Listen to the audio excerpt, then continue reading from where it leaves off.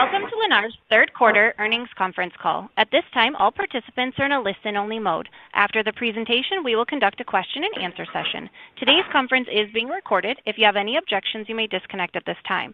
I will now turn the call over to David Collins for the reading of the forward-looking statement. Thank you, and good morning, everyone. Today's conference call may include forward-looking statements, including statements regarding Lennar's business, financial condition, results of operations, cash flows, strategies, and prospects. Forward-looking statements represent only Lennar's estimates on the date of this conference call and are not intended to give any assurance as to actual future results. Because forward-looking statements relate to matters that have not yet occurred, these statements are inherently subject to risks and uncertainties. Many factors could affect future results and may cause Lennar's actual activities or results to differ materially from the activities and results anticipated in forward-looking statements. These factors include those described in our earnings release and our SEC filings, including those under the caption Risk Factors contained in Lennar's annual report on Form 10-K, most recently filed with the SEC. Please note that Lennar assumes no obligation to update any forward-looking statements. I would like to introduce your host, Mr. Stuart Miller, Executive Chairman and Co-CEO. Sir, you may begin. Very good. Good morning, everybody, and thank you for joining us today. I'm in Miami today, together with John Jaffe, our Co-CEO and President, Diane Bessette, our Chief Financial Officer, David Collins, who you just heard from, our Controller and Vice President. Catherine Martin is here. She's our new Chief Legal Officer. Welcome, Catherine. And Bruce Gross, CEO of Lennar Financial Services, along with a few others as well. I do want to note that Mark Sistana, our 20-year General Counsel, is not here today, and he's sorely missed. I don't believe that Mark has missed an earnings call in his 20 years with the company, and his service to and with the company has been truly remarkable. While Mark recently retired, and we have Catherine here as our Chief Legal Officer, Mark will remain a strategic advisor and consultant to the company, and we're sure that Mark can't help but listen today. So, Mark, you're definitely here in spirit. As usual, I'm going to give a macro and strategic overview of the company. After my introductory remarks, John is going to give an operational overview, updating construction costs, cycle time, some of our land strategy and positions. As usual, Diane's going to give a detailed financial highlight along with some guidance for the fourth quarter. And then, of course, we'll have our question and answer period. And as usual, I'd like to ask that you please limit yourself to one question, one follow-up, so that we can accommodate as many as possible. So let me begin. We are pleased to review Lennar's third quarter 2025 results against the backdrop of what might be the beginnings of an improving economic landscape for the housing market. With that said, our third quarter results reflect the continued softening of market conditions and affordability through our third quarter. Sales volume was difficult to maintain and required additional incentives in order to achieve our expected pace and to avoid building excess inventory. While our deliveries were just below our goal for the quarter, and while we sold more homes than expected during the quarter, these accomplishments came at the expense of further deterioration of margin, which came down to 17.5%. Accordingly, we're going to begin to ease back our delivery expectations for the fourth quarter and full year in order to relieve the pressure on sales and deliveries and help establish a floor on margin. We will reduce our delivery expectations for the fourth quarter to 22,000 to 23,000 homes, and we will reduce our full year expectation to 81,500 to 82,500 for the full year. For Lennar, this is an opportune time to pause and let the market catch up a little bit. Even though mortgage rates began to trend downward towards the end of the quarter, stronger sales have not yet followed. We have certainly begun to see early signs of greater customer interest and stronger traffic entering the market. With lower mortgage rates, purchasers are showing greater interest in considering their home purchase, and this is generally an early signal of stronger sales activity to follow, assuming rates remain lower. And if interest rates continue to fall, we're quite optimistic that this all will happen soon. The extended period of higher interest rates for longer than expected forced us, however, to adjust construction costs in order to enable sales in difficult market conditions. Our lower construction cost structure, together with reduced margin, enabled us to meet affordability and support the supply and demand balance. We drove sales pace to match production pace, and we fortified our market share and position in each of our strategic markets. We are now situated with a lower cost structure, efficient product offerings, and strong market positions to accommodate pent-up demand as rates moderate and confidence ultimately returns. As I said before, this is the right time. This is just the right time for us to pull back just a little bit. We believe that we've gotten ahead of the current market realities, and we've built what we believe is a stronger, long-term, margin-driving platform. We know that this has taken some time as the market has remained weaker for longer, but we also know that our strategy has helped build a healthier housing market and has positioned Lennar for strong cash flow and bottom-line growth in the future. We are optimistic that if mortgage rates approach the 6% level or even lower, we will soon see some firming in the market, and we will benefit from stronger affordability and therefore demand. Accordingly, we'll remain focused on volume and even flow production, although at just a little slower pace. We will maintain responsible volume to maintain an affordable cost structure, and we will find the floor and rebuild our margin as the overall housing market continues to remain short on supply. So let me turn quickly to a quick macro overview of the housing market. Consistent with last quarter's earnings call, the macroeconomy remained challenging throughout our third quarter. Mortgage interest rates remained higher, and consumer confidence remained challenged by a wide range of uncertainties, both domestic and global. Across the housing landscape, actionable demand remained diminished by both affordability and consumer confidence, and therefore the market continued to soften as we moved through the quarter.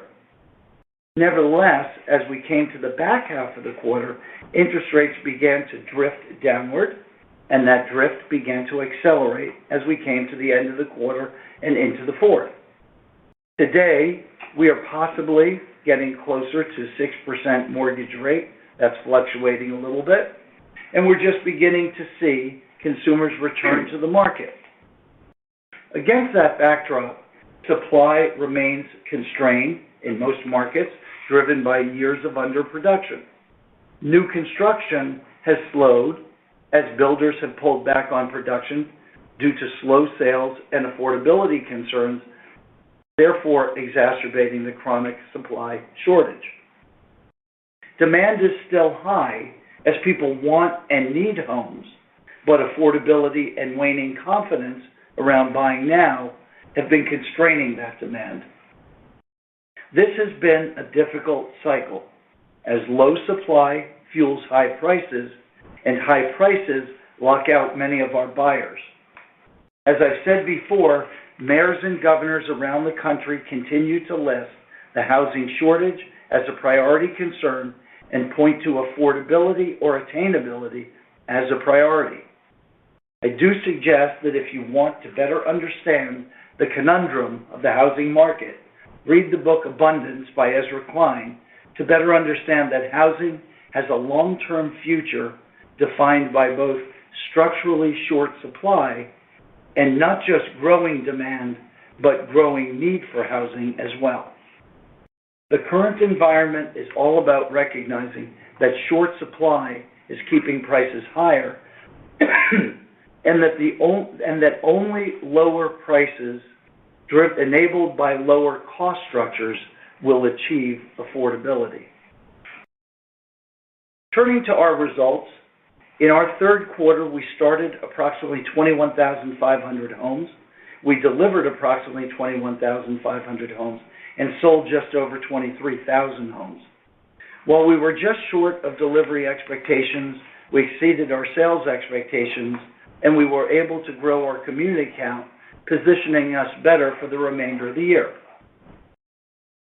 As mortgage interest rates remained higher and consumer confidence declined, we continued to drive volume with our starts, while we incentivized sales to enable affordability and limit inventory build.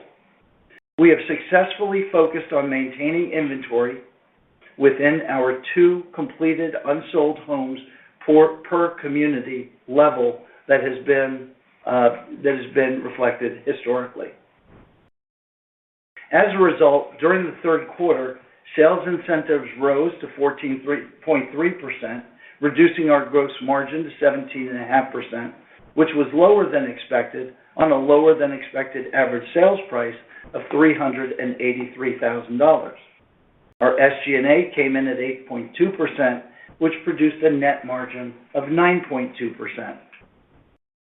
As we look ahead to the fourth quarter, we expect that our margins will come in at approximately 17.5%, consistent with our last quarter, of course, depending on market conditions. We expect to sell between 20,000 and 21,000 homes and deliver between 22,000 and 23,000 homes. We expect our average sales price to be between $380,000 and $390,000, as we expect to somewhat alleviate pricing pressure on homes that will be sold during the quarter as a result of taking some pressure off of our sales base. And as I noted earlier, we expect to deliver between 81,500 and 82,500 homes for the year 2025. We expect our overhead in the fourth quarter to continue to run between 7.8% and 8% as we continue to invest in and evolve various Lennar technology solutions that will define our future. These initiatives, as I've said before, have been and will continue to add to SG&A as well as corporate G&A for some time to come, as they represent a significant investment in our differentiated future. So in conclusion, let me say that while this has been another difficult quarter in the housing market, it is another constructive quarter for Lennar. While the short-term road ahead might seem a little choppy, we are very optimistic about our future.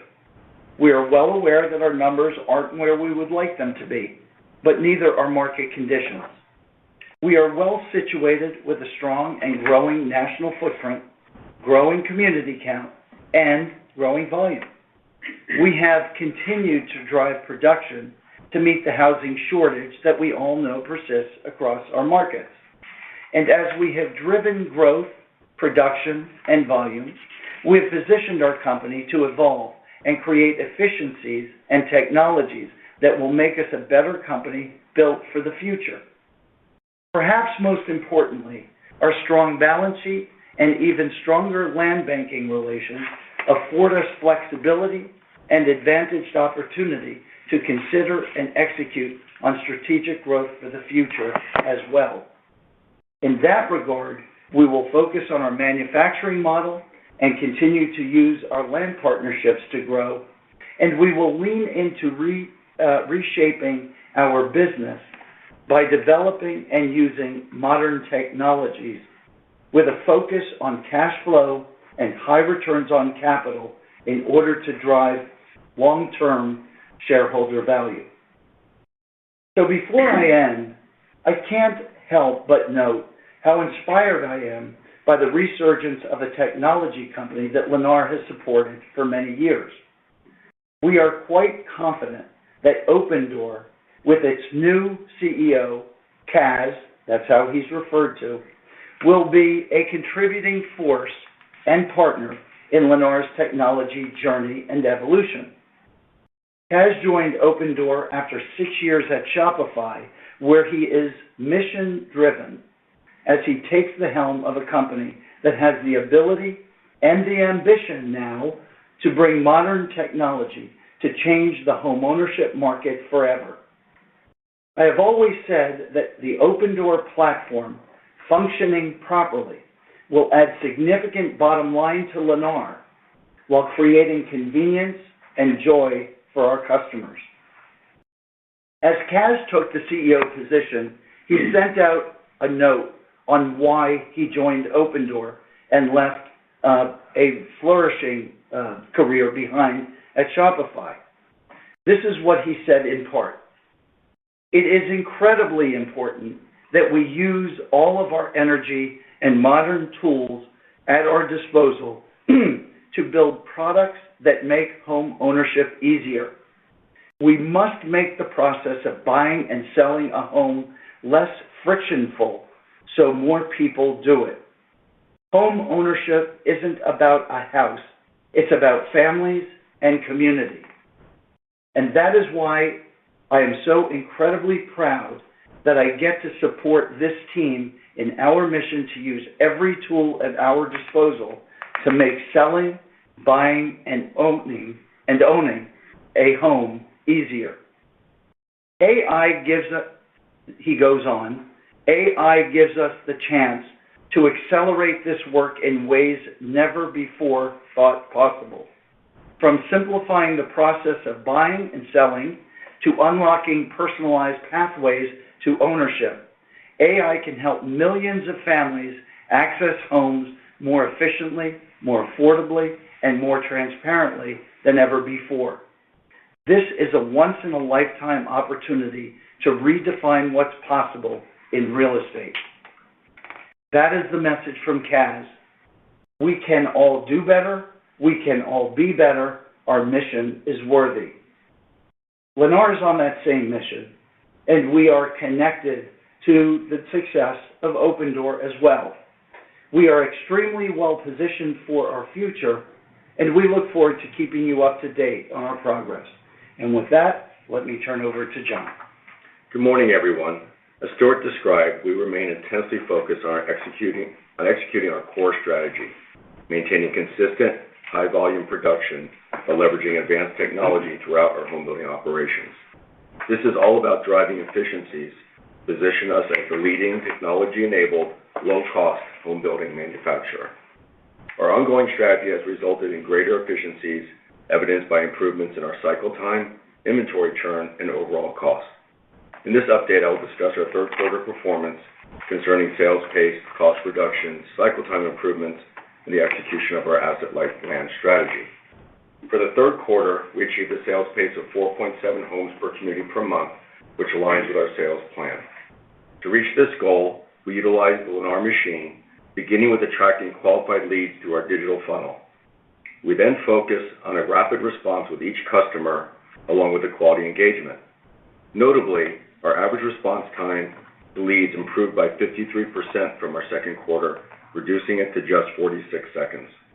This means that when a lead submits a request for information, they typically receive a call or text within 46 seconds. Supporting our sales process, our internet sales consultants benefit from real-time analytics for coaching immediately after each interaction, thanks to proprietary software. This technology-driven approach results in an 8% quarter-over-quarter increase in appointments. Additionally, we utilize our dynamic pricing tool that matches home prices to real-time supply and demand inputs, helping us reach our targeted sales goals. Our pricing technology continues to evolve using the feedback and data from our results. The successful execution of the Lennar machine has enabled us to sell the right homes at current market prices, keeping our inventory well-positioned with an average of under only 2 unsold homes per community, completed homes per community.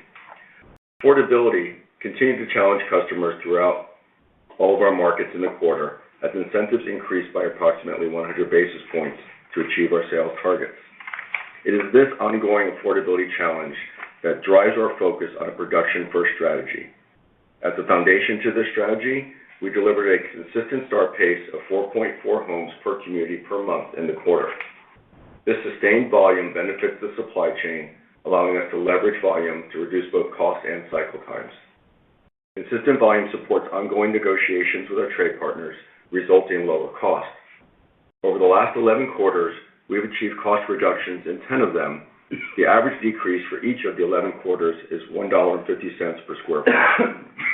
Direct construction costs for the third quarter were down approximately 1% from the second quarter and about 3% year over year, reaching the lowest construction cost for our company since the third quarter of 2021. This trend of decreasing direct construction costs will continue into our fourth quarter. We have now achieved cycle time reductions for 11 consecutive quarters, with a 6-day sequential decrease from Q2, bringing the average cycle time for single-family detached homes down to 126 calendar days. This represents a 14-day or 10% year-over-year reduction and marks the lowest cycle time in our company's history. Technology continues to drive these improvements by providing our construction teams with real-time information displayed in user-friendly dashboards, facilitating better scheduling and field problem solving. Improved cycle times and technology-driven quality assurance processes have also contributed to higher home quality, evidenced by fewer work orders and a reduced warranty spend, down about 35% year over year. Our focus on efficiency and cost reduction extends to land development, where we apply similar volume-based strategies to negotiate lower costs with trade partners in the slowing land market. In the third quarter, we began to see meaningful progress in these efforts and expect further improvements in the coming quarters. Land acquisitions are strategically structured to be just in time, utilizing our land bank relationships and phase takedowns to minimize carrying costs.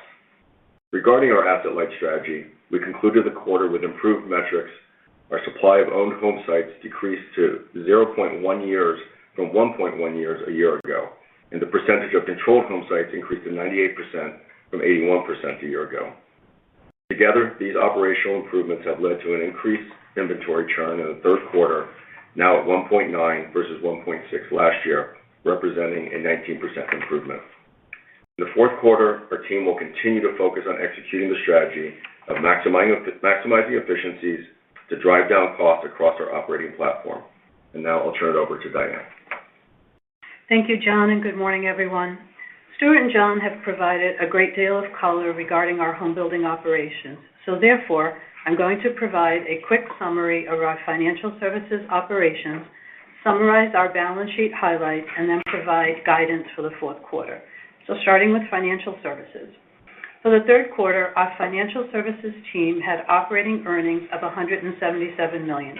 The strong earnings were primarily driven from our mortgage business and were driven by a higher profit per loan as a result of higher secondary margins.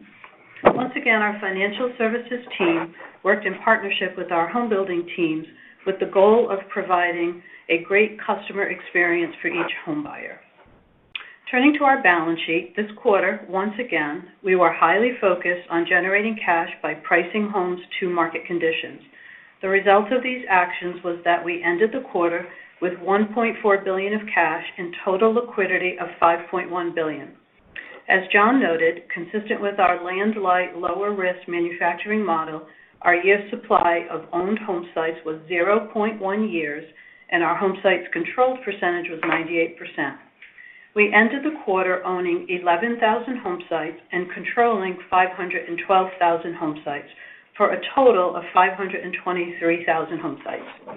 We believe this portfolio of home sites provides us with a strong competitive position to continue to grow market share and scale in a capital-efficient way. With our focus on turning inventory, our inventory turn increased to 1.9 times, and our return on inventory was 24%. During the quarter, we started about 21,500 homes and ended the quarter with approximately 42,500 homes in inventory. As Stuart mentioned, we carefully manage our inventory levels, ending the quarter with fewer than 2 completed unsold homes per community, which is within our historical range. And then turning to our debt position, we ended the quarter with $1.1 billion outstanding on our revolving credit facility, and our home building debt to total cap was 13.5%. We had no redemption or repurchases of senior notes this quarter. Our next debt maturity of $400 million is not due until June of 2026. Consistent with our commitment to increasing total shareholder returns, we repurchased 4.1 million of our outstanding shares for $507 million, and we paid dividends totaling $129 million. Our stockholders' equity was just under $23 billion, and our book value per share was about $89. In summary, the strength of our balance sheet provides us with confidence and financial flexibility as we progress through the remainder of 2025. So with that brief overview, I'd like to turn to Q4 and provide some guidance estimates, starting with new orders. We expect Q4 new orders to be in the range of 20,000 to 21,000 homes as we match production and sales paces. We anticipate our Q4 deliveries to be in the range of 22,000 to 23,000 homes, with a continued focus on turning inventory into cash. Our Q4 average sales price on those deliveries should be about $300,000 to $390,000, and gross margin should be approximately 17.5%, consistent with the prior year. And our SG&A percentage should be in the range of 7.8% to 8%. All these metrics, of course, are dependent on market conditions.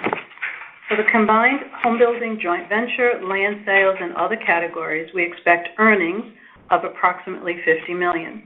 We anticipate our financial services earnings to be approximately $130 to $135 million.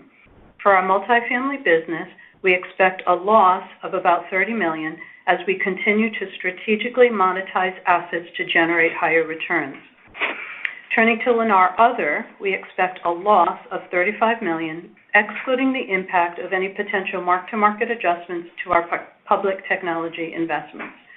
Our Q4 corporate G&A should be about 1.9% of total revenues, and our foundation contribution will be based on $1,000 per home delivered. We expect our Q4 tax rate to be approximately 23.5%, and the weighted average share count should be approximately 253 million shares. And so on a combined basis, these estimates should produce an EPS range of approximately $2.10 to $2.30 per share for the quarter. With that, let me turn it over to the operator.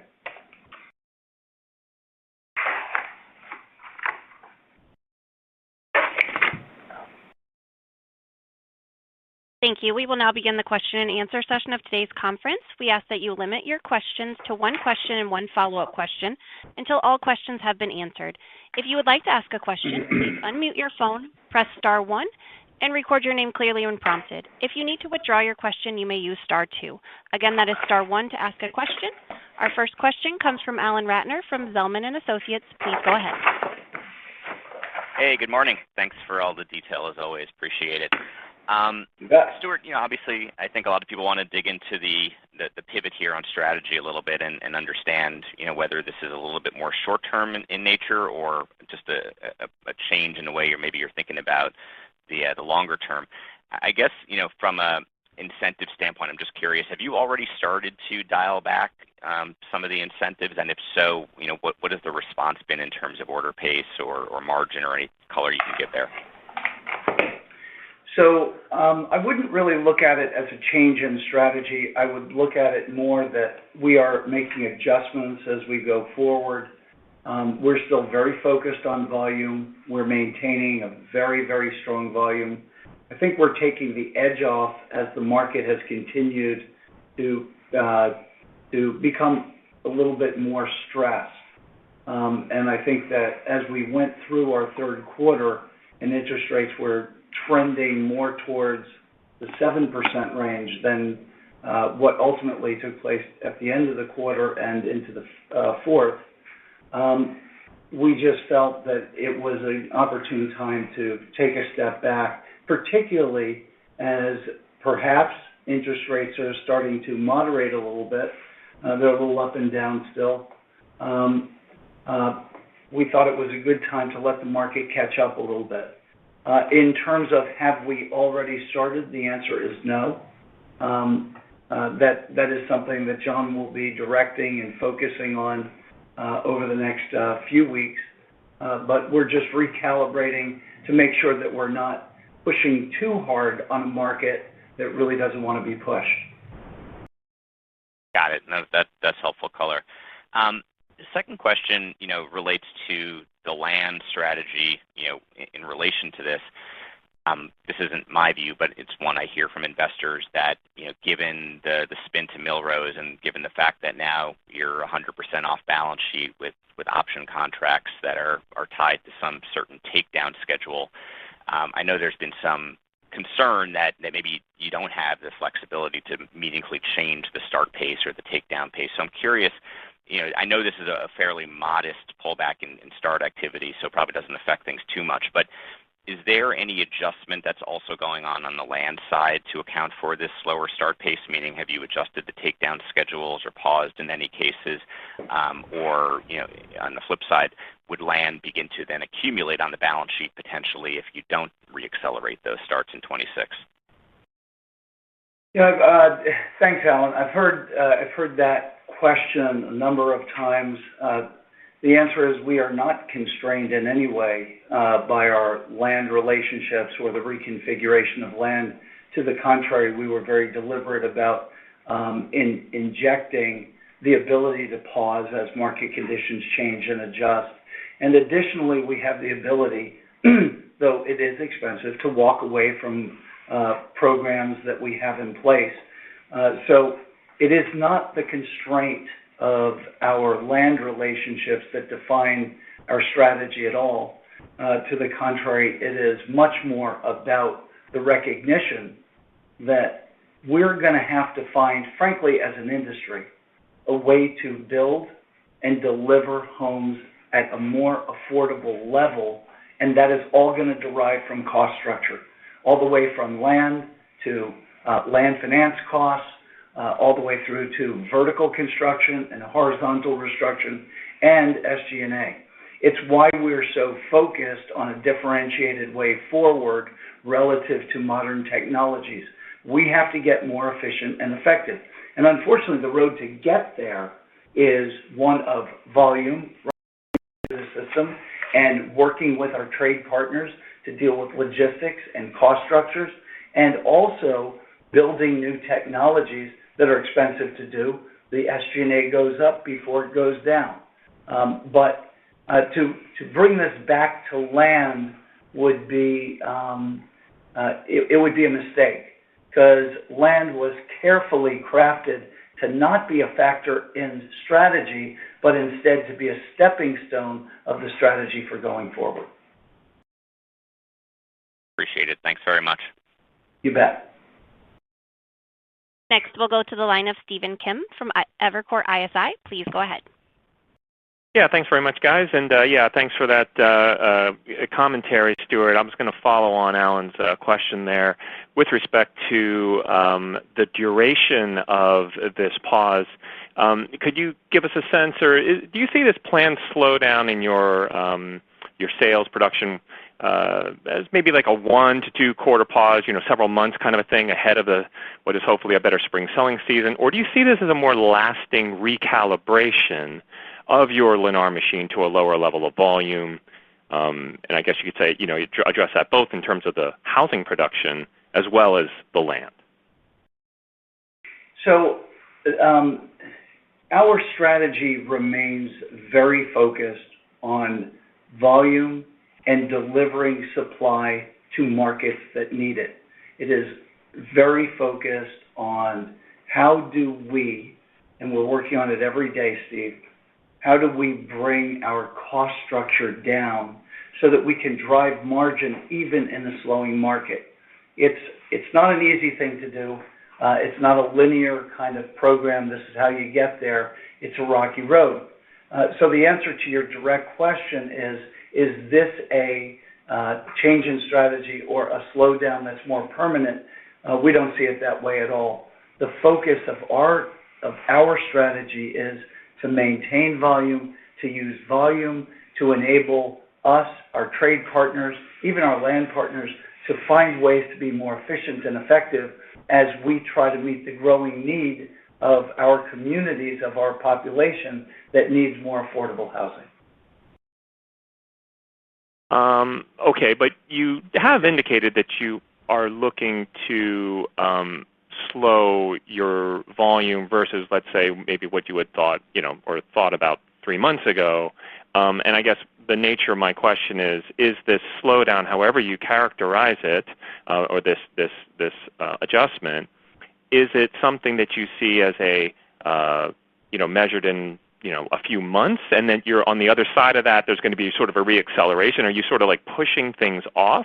Or is this something where you are sort of just lowering your overall or recalibrating to an overall lower level of volume than what you may have thought 3 to 4 months ago, let's say?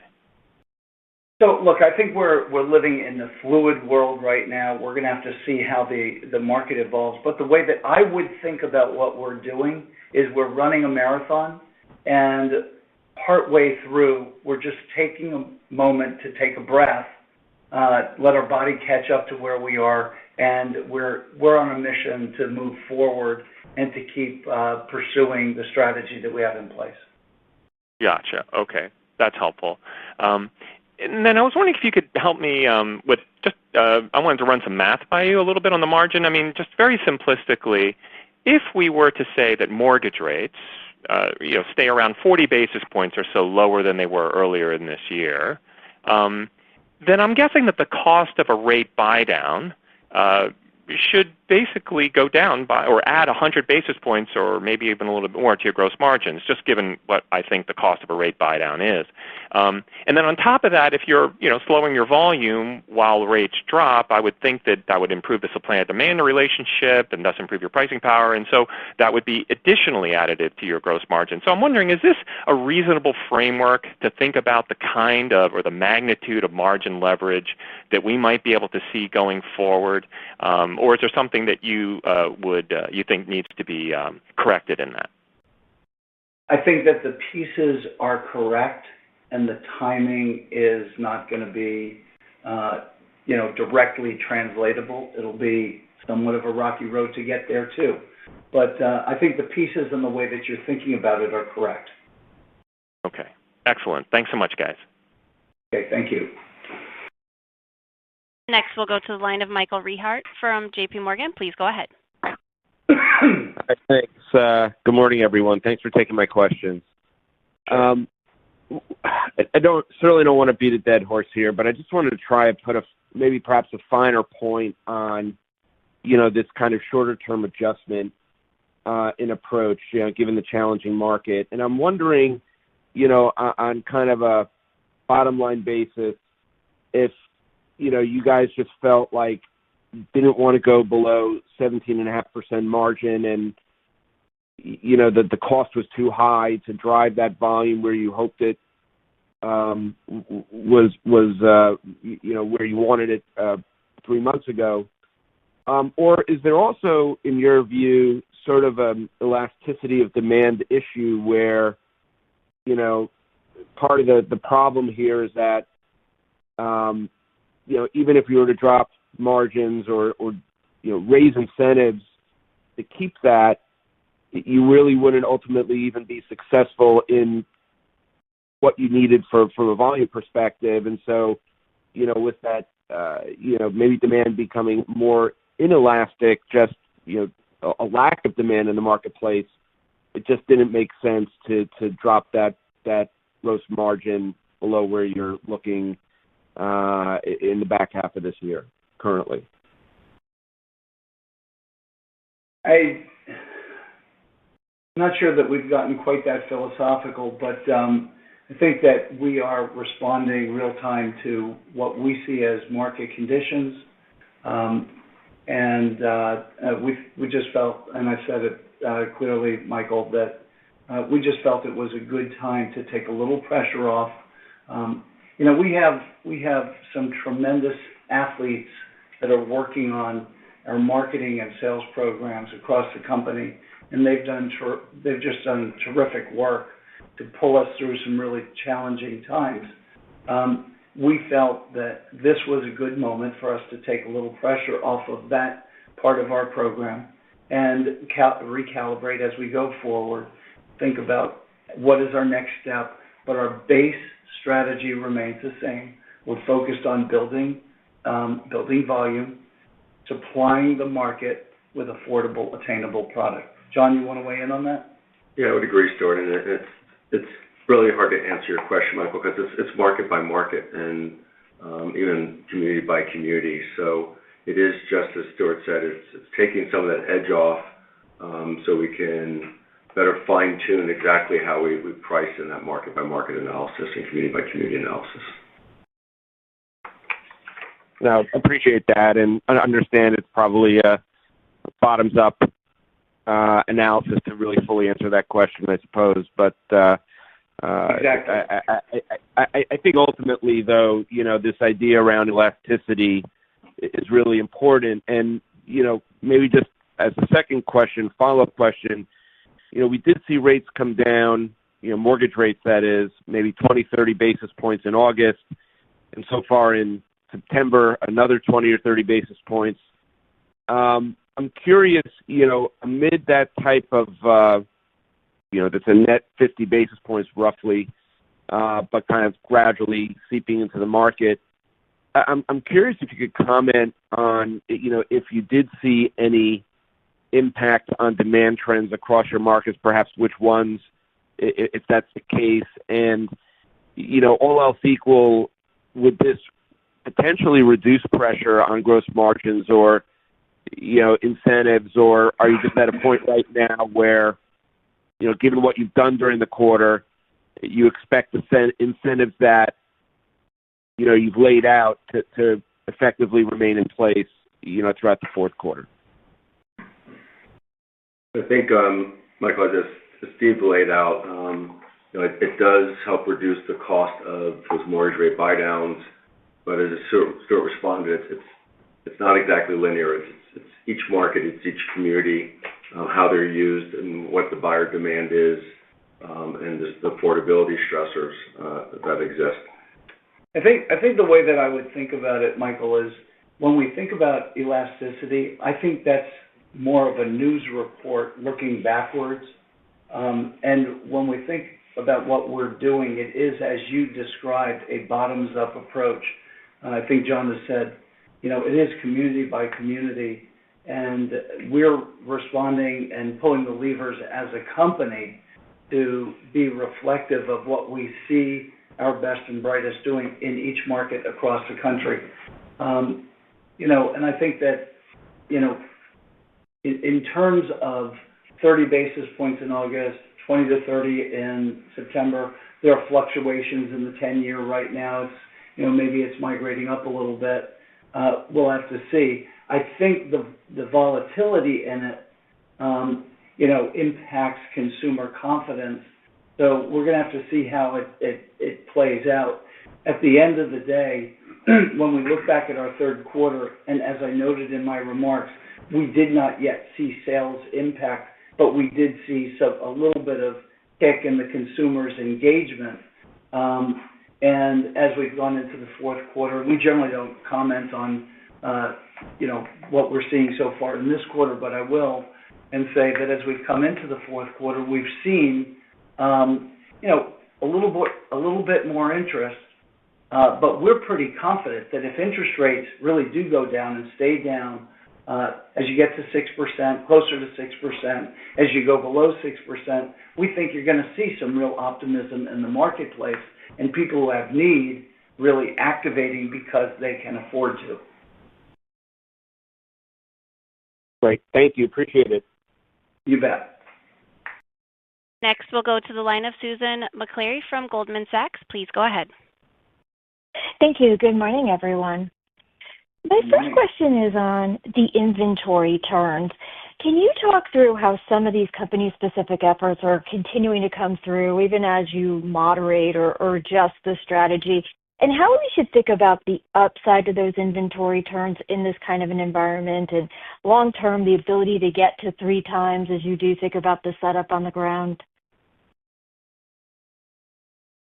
So I will tell you that so John and I, at the end of each quarter, we go out and we do what we call operations reviews, and we sit with our division management teams and really go through their operations and strategies.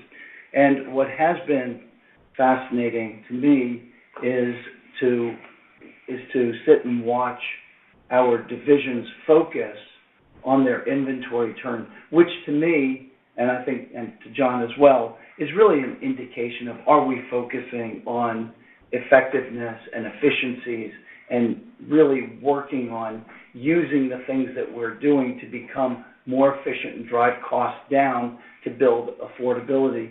The answer to your question is, I was sitting in one of those ops reviews this week with a team that is actually getting closer to exactly that 3 times inventory turn. As a company, it will be we'll be adding together all the divisions, and you'll see averages. But at the local level, that kind of North Star is very much a part of the discussion. As we get cycle times down, John talked about the fact that these are the lowest cycle times as an average that we've seen as a company. That is directionally where we're headed. But don't measure us against 3 times, because that's a pretty hard hurdle to get to. Go ahead, John. I would just add, Stuart, is as we've discussed in prior quarters as well, this ongoing focus on efficiency. So just in time into our land banks, just in time out of our land banks, where we're ready to start production. All of this is a constant tweaking and refinement of processes to do just that, so to continue to drive that metric, which, as you've seen, is that we've been making good progress on.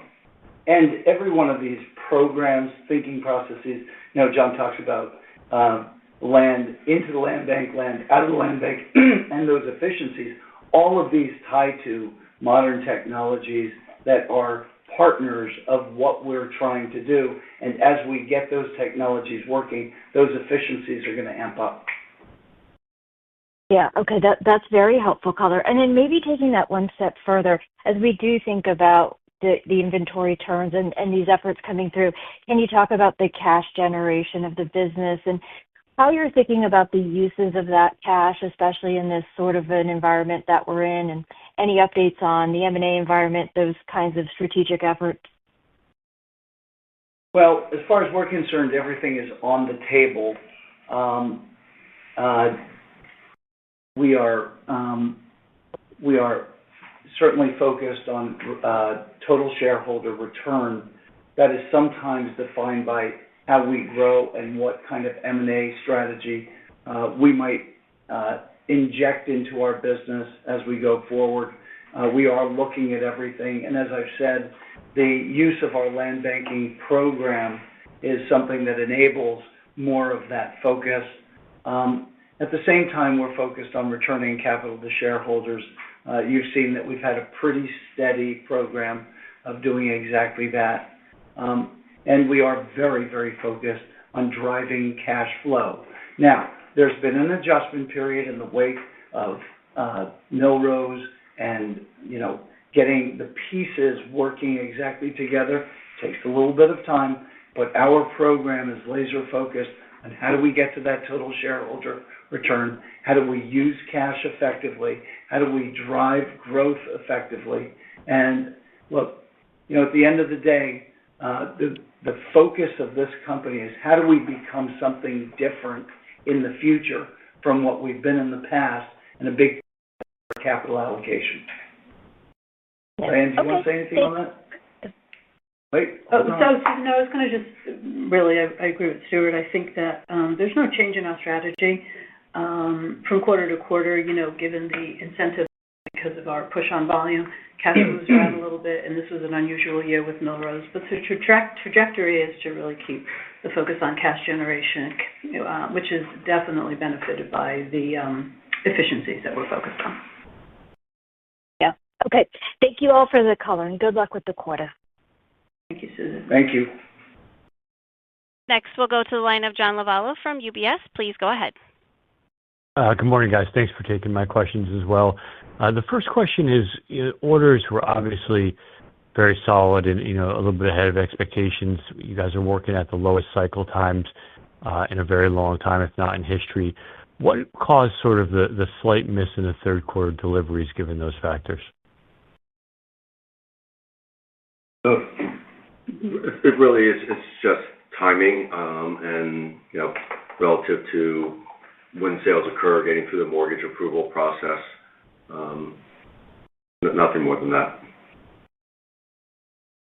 Okay, understood. And I guess we've heard from several of your peers and from some other companies through the value chain that Florida inventory levels are beginning to stabilize, maybe even improve a bit. Obviously, there's a lot of markets in Florida, but in some of the key markets, maybe the I-4 corridor, if you could talk about. I mean, is this consistent with what you're seeing on the ground? Yeah, that Tampa, Orlando markets along the I-4. As I commented, we have always remained very laser focused on inventory levels. It's part of our strategy, even flow, production, sales pace. With respect to other builders, we did see some build up, but I would agree with that in general. So I need to see some stabilization. Yeah, and remember that the size of inventories across the competitive landscape, meaning existing homes and new homes, is a big part of what defines the stress on the sales process. And in Florida, that has been a factor. Inventories have been high, both across existing and the new home market. They have been moderating, and that has started to build a more stable environment, which is sell. That's helpful. Thank you, guys. Yeah. Next, we'll go to the line of Matthew Bouley from Barclays. Please go ahead. Good morning, everyone. Thank you for taking the questions. One on incentives. I guess sort of another philosophical question, but I mean, I guess going forward, depending on where the rate environment goes, do you anticipate kind of maintaining some level of these buy downs as kind of a competitive advantage sort of structurally versus the resale market? Or, as you do get to, if we do get to 6% or lower, is there some level where you really do foresee, a kind of a more material pullback on those incentives? Thank you. So, interesting question. A number of people have asked why you focus on interest rates coming down. You're buying them down anyway, and so the market has access to the lower interest rate. The reality is, it is the stall that's embedded in the existing home market that is relevant, because as the existing home market starts to unlock a little bit, it enables people to activate the process of going from a first-time home to a move-up home, and a move-up home to a second move-up home. It just unlocks an awful lot in and around the ability of people to engage in the housing market. So, that migrate, yes, the home builders are generally providing that lower interest rate by buying down, and it is impactful to margin, but unlocking the rest of the housing market as a flywheel kind of approach or effect, and that effect unlocks a lot of activity for the entirety of the ecosystem. Okay, fair enough. Thank you for the thoughts there, Stuart. You bet. Secondly, I guess sort of following on John's question, I think what he was alluding to around orders and deliveries into the next quarter. I'm just curious if you can update us on the cancellations environment a little bit, and I guess whatever the trend was, kind of what you're reading into what you're seeing in cancellations today. Thank you. So I'd say it's really remained pretty consistent from second quarter through third quarter in terms of order pace, cancellation pace. It's as we said, we really didn't see any effect in the third quarter relative to interest rates coming down at the end of the quarter, and it directly ties in on that community by community basis of what do we need to do to support our customer as they're challenged by affordability. So bottom line is it's remaining pretty consistent. Okay, thanks, John. Good luck, guys. Okay, why don't we take one more? Perfect. Our final question comes from Jade Rahmani from KBW. Please go ahead. Thank you very much. Can you say what quantity or percentage of year-to-date deliveries have come from Millrose? Diane? Yeah, I want to say it's been about, Dave, correct me if I'm wrong, about 25%-ish in that zone. And so in terms of the gross margin outlook, looking beyond the fourth quarter, should we still expect the remaining 75%, once you're at a steady cadence with Millrose, to come through that interest cost on gross margin? Yeah, stating the obvious, with the low cost that Millrose offers us, the more that we have deliveries from that vehicle, it's benefiting our margins. But realistically, across our land banking environment, we're focused on managing the option costs of those communities. And one of the things that benefits, and this is an interesting flywheel within the land banking world, is our ability to build certainty within the land banking structures, and that is certainty of close, certainty of execution, enables us to maintain a more moderated cost structure within those systems and to actually bring down costs.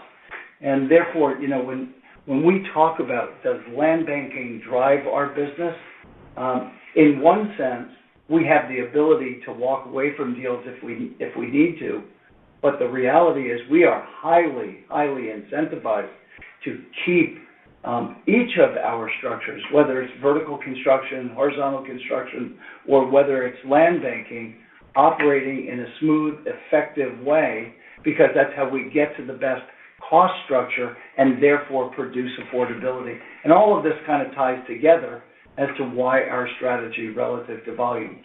I think that's well said, Stuart. For us, it's a manufacturing approach, meaning even flow from beginning to end. So it starts with land into our land banks, as I said, just in time, coming out predictably just in time from the land banks to a production team that's focused on bringing cycle time and cost down. And it's an ecosystem that's all the way through. So the more effective we are in doing that, as we've noted, we bring down our construction costs. But as Stuart is highlighting now, the more effective we are in creating stability and reliability in the land bank world, the more that capital costs come down. So they all have our laser focus on how do we become more efficient, more durable, and bring value to our partners. So even while we might have the ability to, as a risk mitigator, to walk away or to do something else, our whole strategy is focused on building certainty and across our land banking system, bring down costs and option costs in each of our land banks to help with the affordability factor. I'm not sure if that's answered your question, but I think that's what you're getting at, is when you talk about 25% for Millrose and advantage cost, the question is, can we get more advantage costs across the whole spectrum?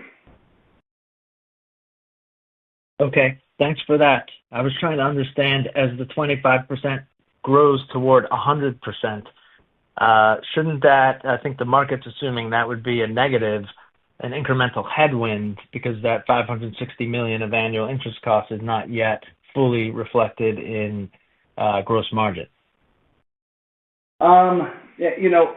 While I have tremendous affection for Millrose and Darren and the group there, and we want to do a lot of business with them, we think that our business is best configured with a range of participants that are providing low-cost capital to enable us to be the best version of ourselves. With that diversity of engagement, I think we get the best out of everybody, and we really have been migrating towards building, enabling, participating in an industry solution, not just a myopic one for Lennar. Thanks very much. All right. Thank you. With that said, I want to thank everybody for joining us, and we look forward to reporting back on consistent and focused progress as we go forward. Thanks, everybody. That concludes Lennar's third quarter earnings conference call. Thank you all for participating. You may disconnect your line, and please enjoy the rest of your day.